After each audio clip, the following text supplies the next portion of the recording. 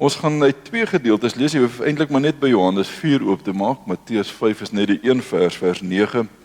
Ons ken dit waarskynlik almal uit ons kop uit, maar as jy wil, kan jy 'n merkie daarby maak en sê die dominee het vandag daaruit gepreek. En dan die ander gedeelte Johannes 4, ons gaan daar net die einde van die verhaal van vers 39 aflees. Vriende, julle sal onthou, 'n paar weke terug het ek gesê, ons gaan vir hierdie koninkrykstyd so bietjie reis deur die hele gedagte van om meer en meer te groei. Koninkrykstyd is 'n goeie tyd om te groei in ons geloofslewe, maar om ook te groei om meer en meer ons identiteit, ons ware identiteit van wie ons as koninkrykskinders, as koninkryksmense behoort te wees. En wat dit alles van ons vra, wat dit alles behels, om uiteindelik te sê, ek is 'n burger van God se nuwe koninkryk, wat hy gebring het en wat hier in ons leef. En vanmôre staan ons by nog so 'n stukkie van ons identiteit stil, naamlik dat ons hoor dat kinders van die Here, of koninkryksmense, is uiteindelik ook vredemakers. Mense wat hulle aktief beywer om vrede rondom hom of haar te maak. En daarom dan die 2 tekste waarby ons gaan stil staan. Here, weer eens my gebed, maak dit asseblief nou stil in elkeen van ons harte, sodat ons u woord baie duidelik en baie suiwer kan hoor. U weet mos, dis maar nou net ek wat dit voorberei het en wat dit gaan sê, maar u o Gees is soveel groter, is soveel magtiger om ook my kromwoorde te neem, net uiteindelik so in harte te verander en te vorm, dat dit sal wees wat u wil hê, elkeen moet hoor. Dit vra ek en pleit ek in u naam. Amen. Vers 9 van Matteus 5, die bekende woorde, dis deel van die bergrede, het in vers 1 begin deur te gesê, jy is 'n geseënde, as jy weet hoe afhanklik jy van hom is, en dan volg daar 'n klomp uitsprake, en dan in vers 9 ook die een, geseënd is die vredemakers, want hulle sal kinders van God genoem word. En dan as ons nou na Johannes toe blaai, Johannes 4, ek het so rukkie terug, het ek hierdie gedeelte gepreek, so ek gaan nou nie die hele gedeelte weer lees nie, maar ek wil graag net daar die afloop van hierdie verhaal. Jesus sit by die put, en die vrou van die dorpie kom daar by die put van Sigar aan, en die gesprek wat daar plaasvind as Jesus water vra, uiteindelik gaan sy na 'n dorpie toe en sê, jong, hier is nou iemand wat alles van my weet, kom luister na hom, kom kyk na hom, miskien is hy die Messias. En dan die afloop daarvan vers 39, baie van die Samaritane in daardie dorp het toe tot geloof gekom in Jesus, op grond van die woorde wat die vrou getuig het. Naamlik, hy het my alles vertel wat ek gedoen het. Toe die Samaritane by hom kom, hy sit nog steeds daar by die put, het hulle by hom aangedring om by hulle te bly. Hy het 2 dae daar gebly. Nog baie van hulle het toe tot geloof in hom gekom, op grond van wat hy gesê het. En hulle het vir die vrou gesê, ons glo nie meer op grond van wat jy ons vertel het nie, want ons het self na hom geluister, en ons weet dat hy waarlik die verlosser van die wêreld is. Dis hoe hierdie verhaal eindig, na die gesprek wat Jesus met hierdie vrou het, en sy dan na haar dorp toe gaan. Nou geliefdes, ons leef in 'n tyd waar konflik baie maklik en baie algemeen geword het.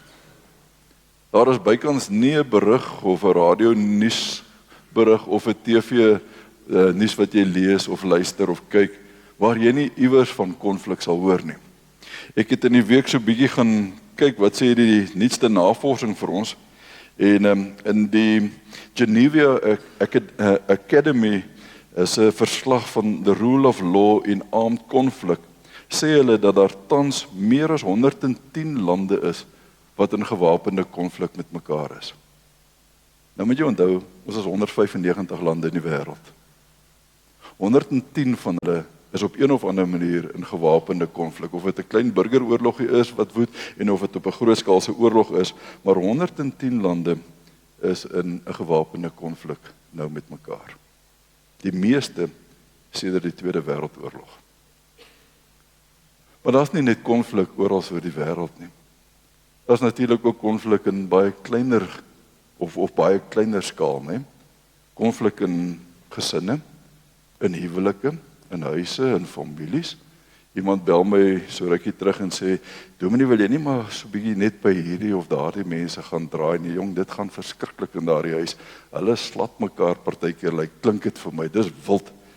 toe moes ek nou sê, nee, ek doen nie meer daai ding nie.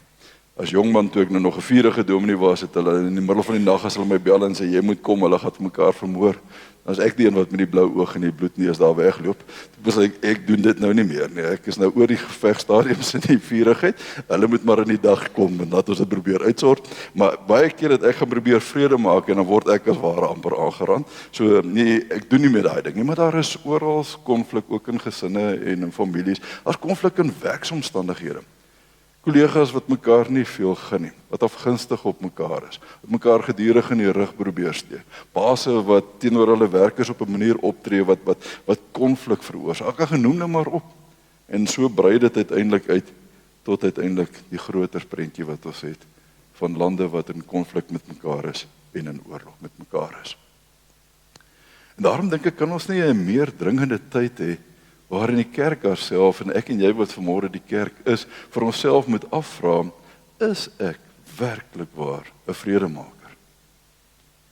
Of is ek dalk eerder iemand wat bekend staan as 'n rusiemaker? Is ek iemand wat aktief meewerk en my beywer om vrede tussen mense en op groter skaal te hê? Of blaas ek so 'n bietjie konflik aan? Deur my houding teenoor mense, teenoor my ingesteldheid teenoor mense en teenoor wat ek vir mense sê partykeer. Ek dink daar is 'n meer dringender tyd as juis nou dat die kerk hierop vir hom 'n baie duidelike antwoord sal moet gee nie. Ek en jy, ons sal vir mekaar daarop moet antwoord. Want die woord is vol tekste waar hy ons oproep om in vrede met mekaar te leef. Om aktief mee te werk aan vrede, behalwe vir 1 of 2 tekste in die Bybel, in die Ou Testament, waar die Here sy volk opdrag gegee het om oorlog te gaan maak teen 'n ander nasie, omdat hulle die eer van sy naam in gedrang gebring het. Lees ons nêrens in die Nuwe Testament dat ons opgeroep word tot konflik en tot baklei en tot stoei nie, maar ons word opgeroep tot vrede. Een van hierdie mooiste tekste natuurlik, vers 9 van hoofstuk 5 van Matteus. Geseënd is jy as jy 'n vredemaker is. En dan kom daar 'n belofte daarmee saam, want jy sal 'n kind van God genoem word. Nou ek het dit nou al by geleentheid gesê, miskien hoor jy dit nou vanmôre vir eerste keer, maar dalk het jy al so 'n bietjie vergeet daarvan, so hoor dit maar net weer 'n keer. Die woordjie in Grieks wat hier gebruik word, wat ons nou met geseënd vertaal, is die woordjie makarioi. En makarioi in sy kernvertaling beteken letterlik iets soos om in jou diepste wese gelukkig te wees. Dis hoekom ek dink die ou vertaling, die 33 vertaling, dit juist vertaal het met daai vreeslike groot woord van welgeluksalig is diegene wat dit doen, en welgeluksalig is diegene wat dit doen, want jy is inderdaad in jou diepste wese gelukkig, en dit bring 'n saligheid oor jou. Jy is ten volle gelukkig, jy is ten diepste gelukkig. Hierdie geseëndheid niks te doen met wat ons gisteraand vir mekaar gesê het. Ons het gister 'n wonderlike geseënde dag gehad met die bazaar, omdat dit so goed gegaan het. Hierdie geseëndheid is iets wat jy hier binne in jou beleef, van maak nie saak hoe die wêreld beloop, hoe arm jy is, hoe min kos jy het, hoe siek jy is nie. Daar is iets van 'n vreugde in jou as jy deur al die saligsprekinge gaan wat daar is. Jy is ten diepste in jouself gelukkig. Die groot president van Amerika van wel eer, Eleanor Roosevelt, het op 'n dag in 'n toespraak gesê, dit is nie genoeg om net oor vrede te praat nie. 'n Mens moet ook daarin glo. En dit is selfs ook nie eens genoeg om net daarin te glo nie. 'n Mens moet ook daaraan werk, was sy woorde. En ek dink daar's min gedeeltes in die Bybel wat dit vir ons baie so duidelik stel as juis hierdie gedeelte in Johannes 4. Wat vir ons sê, dis nie maar net genoeg om oor vrede te praat nie. Dis selfs ook nie net genoeg om daarin te glo nie, maar jy moet ook aktief daaraan werk. En hier stel ons liewe Heer vir ons die ongelooflike voorbeeld, wat uiteindelik ook uitmond in hierdie vrou se voorbeeld, wat sy vir ons gee. Julle het nou die verhaal, julle ken dit, sit by die put, vrou kom aan. Onthou, daar is nie 'n goeie verhouding tussen Jood en Samaritaan nie. As Jesus vir haar sê, of vir haar vra, gee vir my 'n bietjie water, dan is haar heel eerste reaksie, hoe vra jy wat 'n Jood is vir my, wat 'n Samaritaan is water? Jode en Samaritane gaan mos immers nie met mekaar om nie, is haar woorde. En dit is saggies gestel, want die Jode en die Samaritane was aardsvyande van mekaar. Hulle het mekaar letterlik gehaat. Die Jode het die Samaritane gesien as 'n onheilige en 'n onrein nasie. Hulle het op die verkeerde plek aan bid. Die Jode het gesê jy kan net in Jerusalem bid. Die Samaritane het gesê nee, hier op die berg moet ons bid of aanbid. Hulle het verskillende kulturele rituele gehad. Hulle het totaal anderste dinge gedoen. Dit was trouwens so sleg dat as 'n Jood 'n ander Jood wou vloek, want hy het hom gesê jy is 'n Samaritaan. Dit was in die Jode se volkstaal, se taal was dit 'n vloekwoord, was 'n slegsê woord. So min het hulle enigstens iets met mekaar te doen gehad. Julle onthou by 'n ander geleentheid as Jesus en die disippels deur Samaria wil gaan, hulle sê nee, jy gaan nie hier deur nie, jy moet maar ompad loop. Wat is Johannes en Jakobus se reaksie? Dis die Here, kan ons nie net nou gou vuur van die hemel afbid dat ons sommer gou al hierdie Samaritane uitdelg en klaar kry en verby kry nie. Dit was die houding wat hulle met mekaar gehad het. En hier sit Jesus by 'n put. Hy het as ware amper die reg omdat hy 'n Jood is om vir hierdie vrou te sê bly weg. Jy is onrein, jy kan nie na my kom nie. Ek is 'n Jood, ek is 'n man en daarby saam ook nog 'n rabbi. En jy sal my onrein maak as jy na by my kom. Kry jy jou ry, ek sit nou by die put. Dit sou die reaksie waarskynlik van ander Joodse rabbies gewees het. Maar ons hoor dat Jesus doodgewoon begin met 'n vraag. Kan ek asseblief 'n bietjie water by jou kry? Ek is verleë, ek het nie 'n skepding nie. Ek kan nie vir myself water onder die put uitkry nie. Ek het jou nodig. En uit dit vloei 'n gesprek wat uiteindelik maak dat hierdie vrou na haar dorpie terughardloop. En vir mense by wie sy eintlik nie welkom was nie, want ons weet mos nou, daar's 2 putte gewees, 'n put naby aan die dorp waar die vrouens gewoonlik gaan water skep het en dan die put van Sigar wat bietjie verder was.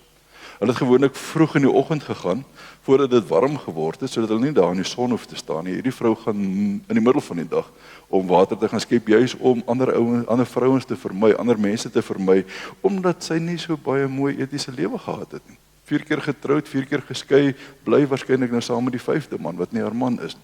So 'n bietjie uitgestoot uit die samelewing uit. Maar deur hierdie gesprek en deur hierdie goeie wat met Jesus gebeur, hardloop sy as ware terug en sy gaan sê vir haar dorpie, kom kyk na hierdie man, kom luister na hierdie man, want hier is 'n man wat alles van my weet. Is hy nie dalk die Messias nie? Sy sou ook kon sê, hier is 'n Joodse man wat my lastig val hier, so kom sien hom gou 'n bietjie reg. Hier's 'n ou wat dink hy weet alles, kom sort hom gou 'n bietjie uit. Dit sou ook haar reaksie kon wees, net soos wat Jesus haar kon weggejaag het. Maar in hierdie gesprek doen sy ook die teenoorgestelde. Sy gaan nooi mense uit en sê, kom luister, kom kyk vir julleself. En dat ons gehoor in die afloop van hierdie verhaal, dat uiteindelik kom 'n klomp tot geloof, op grond van wat sy gesê het. En as hulle na Jesus kom luister, dan sê hulle, kom maar nog 'n klomp tot geloof. En sê, nou glo ons nie meer wat jy gesê het nie, ons glo nou op grond van wat hy gesê het. En ons glo waarlik dat hy die verlosser van die wêreld is. Vredemakers lyk vir my is mense wat soos Jesus doen. Soos ons hier in Johannes 4 lees. Want dis 2 groot goed wat jy van Jesus hier moet raak sien. Nommer 1, Jesus is bereid om grense oor te steek. Hy is bereid om daardie kulturele barriers en selfs godsdienstige barriers wat daar tussen die Jode en die Samaritane gestaan het, om so 'n bietjie dit uit die pad uit te skuif. En hy wat 'n man is, wat 'n Jood is en wat 'n rabbi is, vir 'n Samaritaanse vrou wat selfs nou nie die beste lewe gehad het nie, uit te reik na haar en eers met haar te praat en vir haar iets te vra. Iets wat nooit in daai tyd sou gebeur het nie. 2 sien ek van Jesus dat hy hierdie vrou se menswees bo haar identiteit raak sien. En ek dink ons moet dit ook net iewers in ons kop vasmaak. Daar's 'n baie groot verskil tussen my menswees en my identiteit. My identiteit word dikwels gekoppel aan my ras en aan my geslag en aan selfs my geloofslewe of my politieke lewe of selfs partykeer my sondes. Net vannag toe ek nou nie lekker kan slaap nie en ek so 'n bietjie deur my preek werk, toe dink ek weer aan, kyk maar bietjie, en ek kan nou maar sy naam noem want hy is nou bekend aan ons. As jy van Oscar Pistorius lees, dan lees jy elke keer in 'n berig die veroordeelde moordenaar Oscar Pistorius. Hy het 'n titel gekry na aanleiding van dit wat hy verkeerd gedoen het. Dit word sy identiteit in die wêreld. Hy word beskou of gesien as 'n moordenaar. Dikwels is dit ons sondes wat ons identiteit vir ons gee by ander mense. Ons identiteit word aan ons ras en aan ons geslag en aan wat ons doen in die lewe dikwels gekoppel. Jesus kyk verby dit. Hy sien hierdie vrou net as mens. Hy praat met haar as mens, nie as Samaritaan, nie as vrou nie, nie as een wat 'n sondige geskiedenis het nie. En daardeur wys hy vir ons, God se genade is inderdaad nie beperk net tot die Jode soos die Jode geglo het nie. God se genade is oop vir elke liewe een. Vredemakers is juis mense wat ander in hulle menswees raak sien sonder om te oordeel op grond van identiteit. En dan vind daar 'n wonderlike uitvloeisel hiervan plaas, naamlik dat sy dan self vredemaker word. Sy gaan doen presies wat Jesus gedoen het. Sy breek as ware ook daardie grense van jy's eintlik nie welkom in ons geselskap nie, want jou identiteit laat dit eintlik nie toe nie. Sy voel 'n veer daarvoor. Sy hardloop terug na haar dorpie toe en sy sê, kom kyk, kom luister na hierdie man. Hy is dalk inderdaad die Messias. Jy moet weet dat hierdie vrou was nie op soek na versoening toe sy na die put toe gegaan het nie. Sy was net op soek na water. Sy moes maar net haar eie dors les en sy moes maar net water kry vir haar huis. Maar Jesus gebruik selfs so 'n eenvoudige geleentheid om te sê, ek kan vir jou vrede bring. Tussen jou en my, tussen Jood en Samaritaan, maar ook tussen jou en jou eie mense in jou dorp. Dit wat dan inderdaad gebeur het. Ekskuus. So word sy 'n boodskapper van versoening en 'n vredemaker soos wat Jesus is. So hoe lyk vredemakers vandag? Dit lyk vir my, dit lyk soos mense wat doen soos Jesus en soos die Samaritaanse vrou. Dis mense wat bereid is om 'n eerste tree te gee. Dis mense wat bereid is om teen die normale van die gang van die lewe te gaan. En ons leef in 'n tyd waarin konflik maar net algemeen geword het. Dis maar net oukei dat almal iewers met mekaar lyk my in geveg is. En ons breine skakel so 'n bietjie af as ons hoor van net nog 'n oorlog, van nog 'n konflik, van nog 'n egskeiding, van nog 'n dit, van nog 'n dat, waarin daar konflik betrokke was. Maar dit lyk vir my vredemakers soos Jesus wat so 'n bietjie teen die normale ingaan. Vredemakers is om soos Jesus bereid te wees om in eerbied en in respek en in nederigheid van iemand anderster doodgewoon partykeer 'n bekertjie water te vra. As 'n vertrekpunt om uiteindelik vrede ook te bewerk. Vredemakers is mense wat binne God se koninkryk hulle juis beywer dat mense uiteindelik met vrede en met God kan leef.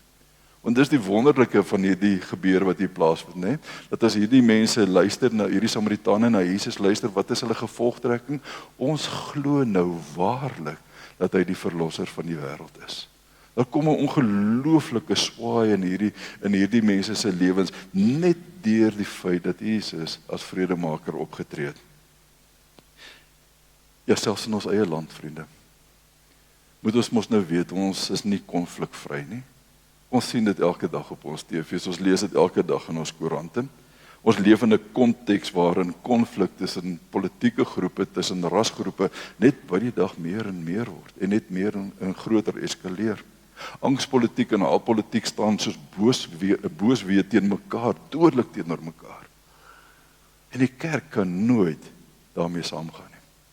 Die kerk mag nooit uitroep, slaan mekaar, skiet mekaar, moor mekaar nou maar uit sodat dit nou tot einde kan kom nie. Die kerk moet altyd die pad van ons Here loop, naamlik om vrede en versoening te probeer bewerk. En dis alles behalwe maklik. Elkeen van julle wat iewers al vrede probeer maak het tussen twee partye wat baklei, weet jy kom partykeer tweede. Jy word die een wat geslaan wil word. Jy word die een wat die vark in die verhaal is. Vrede maak tussen mense is inderdaad nie maklik nie. Dit was ook vir Christus nie maklik om 'n koninkryk van vrede te bring. Hy het 'n lydenspad gelei en dit het uiteindelik aan die kruis op Golgotha geëindig. Ek dink dit vat meer moed om 'n vredemaker te wees as om 'n oorlogmaker te wees. En daarom het ek en jy vanmôre net weer die kern van hierdie vers 9 hoor. Geseënd is jy, gelukkig is jy, welgeluksalig gelukkig is jy, as jy jou beywer vir vrede. Vredemakers is nie vredeliewende mense wat konflik vermy nie. Daar is 'n baie groot verskil tussen die twee. Vredemakers is mense wat vanuit hulle posisie van afhanklikheid van die Here, soos wat die eerste gesalfspreek begin het, aktief werk om versoening tussen mense, gemeenskappe en selfs op groter vlakke van die samelewing te bring. Hulle weet vrede kom nie van self nie. Vrede word uiteindelik geskep en dit kom dikwels met 'n prys. Maar die oproep raak nie weg nie. Die oproep word net by die dag ernstiger in hierdie wêreld waarin ons lewe, omdat ons op hierdie manier iets van die beeld van Christus teenoor 'n wêreld daar buite uitleef. Ons wys vir die wêreld hoe het Jesus gedoen, hoe het Jesus gepraat en hoe het Jesus gemaak. Paulus som dit vir ons op in Romeine 12 vers 18 as hy sê, as dit moontlik is, sover dit van jou afhang, hy sê dit nou in die meervoud, sover dit van julle afhang, want hy skryf dit vir die gemeente, maar sover dit van jou afhang, met ander woorde, die bal is in jou hand, leef in vrede met alle mense. Soos hierdie sakkie probeer toeknoop en sê, hoe lyk dit prakties, dan is die eerste wat ek raak sien in hierdie teks, 'n vredemaker is iemand wat bereid is om die eerste tree te gee. Jesus gee die tree na die Samaritaanse vrou en die res volg. As jy so 'n bietjie in verder in Matteus 5 gaan lees na die saligspreking, dan lees jy dan vers 23 en 24 dat Jesus presies dieselfde opdrag daar ook het. Hy sê as jy op pad is na die altaar toe met jou gawe en dit val jou by jou broer het iets teenoor jou. Los jou gawe net daar by die altaar en gaan jy dan eers terug en gaan maak jy reg met jou broer en dan kom offer jy jou al. Ja, dan bring jy jou offer na die altaar toe. Jy hoor, jy gee die eerste tree. Nee, my broer het teenoor my verkeerd gedoen, so ek sit nou maar en wag dat hy kom regmaak nie. Die vredemakers is die mense wat die eerste tree gee. Vredemakers is mense wat dapper genoeg is om te vergewe, ongeag hoe diep die wonde sny. Want bitterheid, vriende, jy weet as dit in jou lewe is, bitterheid maak dat jy nooit 'n gesonde lewe kan lei nie. Jy kan nooit jou beywer vir vrede as jy nie bereid is om ook te vergewe nie. Vredemakers is mense wat bewus is van onreg, maar nie uit 'n posisie van gemak en van gesag en van mag te probeer regstel nie, maar soos Jesus met liefde en met deernis en met respek. En uiteindelik is vredemakers mense wat hulle eie afhanklikheid van die Here weet. Hulle weet hulle gaan nie deur hierdie wêreld beloon word omdat hulle vrede probeer skep nie. Hulle gaan dalk eerder deur die wêreld gehaat word en gejaag word. Maar dat ons beloning reeds by die Here weg het as ons besig is om in sy koninkryk vrede te bewerk. Soos ek jou vanmôre kon vra, as jy jouself vandag aan iemand vreemds moet voorstel, sê ja, ek is Piet of ek is Koos of ek is Gert of Janie of Sannie, sou jy regtig met 'n absolute eerlikheid kon sê, en ek is 'n kind van God. Nie oor dat ek in hom glo nie, maar op grond van hierdie teks, vers 9 van vers 5, omdat ek 'n vredemaker is, word ek ook kind van God genoem. Geseënd is die vredemakers, want hulle sal kinders van God genoem word. Nie die oorlogmakers nie, nie die konflikmakers, nie die bakleiers in die kruit nie. Die vredemakers, hulle word kinders van God genoem. So kan jy vanmôre regtig onsself kon voorstel aan mense en sê, ek is 'n vredemaker, ek is kind van God, want ek volg die groot vredevors en die groot vredemaker in sy spore. Ek is disipel van Jesus Christus. Ek probeer teenoor mense leef in waarheid en in deernis en in respek en in genade, sodat ek mense in vrede met God kan bring allereers, maar ook vir mense in vrede met mekaar kan bring. Dit bly ons uitdaging. As jy hierdie gedeelte weer hoor, vers 9 weer in jou oor laat weer klink, dan hoor jy, wanneer ek en jy vredemakers, as die vredespad loop, dan gebeur daar twee goed. Een, ons loop die pad wat ons Here Jesus Christus geloop het. Hy wat die vredevors genoem is, hy wat gekom het, soos die engele gesing het, vrede op aarde, om vrede op aarde te bring, om 'n koninkryk van vrede te bring. Ons volg in sy voetspore. Maar terwyl ons dit doen, leer ons ook sommer terselfdertyd wie ek en jy is, en wat dit werklik beteken om kinders van God te wees. Want vredemakers word kinders van God genoem. Kom ons gaan doen dit. Amen.